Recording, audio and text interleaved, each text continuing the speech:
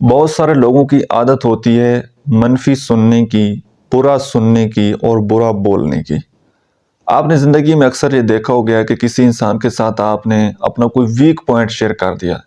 For example آپ کے کسی کے ساتھ کوئی تنازعات چل رہے ہیں، کوئی لڑائی چل رہی ہے، کوئی تھوڑی ناراضگی ہے، آپ نے اس بندے کے ساتھ شیئر کر دی، اس کو بتا دیا۔ کبھی آپ کو کوئی سننے والا نہیں تھا، آپ نے اپنا دل کا بوجھ ہلکا کرنے کے لیے کسی کو آدمی بتا دیتے ہیں۔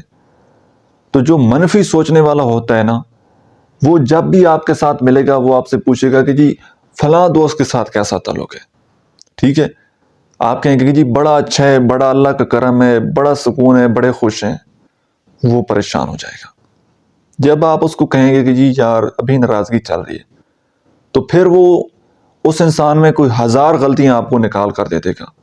یہ ایسا ہے، اس کا خاندان ایسا ہے، اس کی یہ عادت بھی بری ہے، ایسے ایسے ایسے ایسے، وہ اسی میں سے منفی پوائنٹ نکالتا رہتا ہے۔ تو آپ نے لوگوں کو کبھی بھی، اگر آپ دونوں کے درمیان کوئی لڑائی، کوئی ناراضگی چل رہی ہے، تو اس کو خود ہی سالو کرنے کی کوشش کریں۔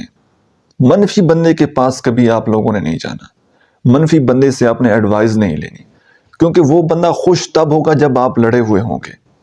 جب آپ راضی ہوں گے تو وہ پریشان ہو جائے گا، ٹھیک ہے؟ تو اپنی جو ناراضگیاں ہیں ان میں خود ہی کوشش کریں کہ سالو کریں، جھک جائیں۔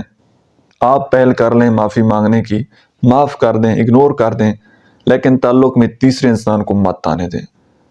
جب آپ دونوں ٹھیک ہوں گے، اس طرح ہوں گے، اور تیسرا آپ کے تعلق میں آ جائے گا تو آپ کا تعلق خراب ہو جائے گا۔ آپ کو پھر منفی سننے کو ملتا رہے گا لائف ٹائم کے لیے۔ تو کبھی بھی اپنے تعلق میں تیسرے انسان کو مت لائیے گا۔ بہت شکریہ۔